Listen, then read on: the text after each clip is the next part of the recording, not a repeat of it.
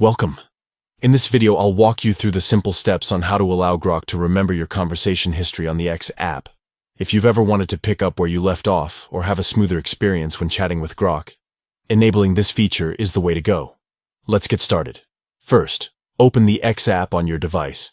Make sure you're logged into the account where you'd like to use Grok. Next, tap on your profile icon in the top corner of the screen. This will open up the menu where you can access all of your account settings. From there, scroll down and select Settings and Privacy. This is the hub where you can manage everything from account preferences to data controls, and it's where you'll find what we need today. Inside the menu, tap on Privacy and Safety. This section is specifically designed to let you customize how your information is used, and it includes options related to Grok. Now look for the option labeled Grok and third-party collaborators. Go ahead and tap on it. Here, you'll see different settings that control how Grok interacts with your account and how it manages your activity. Finally, toggle on the switch that says Allow Grok to remember your conversation history.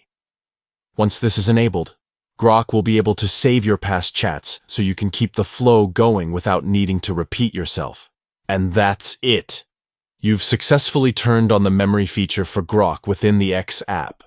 From now on, your conversations can feel more continuous and personalized, making your time with Grok both smoother and smarter. If at any point you change your mind, you can always follow these same steps and toggle the feature back off. It's all about giving you control over how your conversations are stored and used.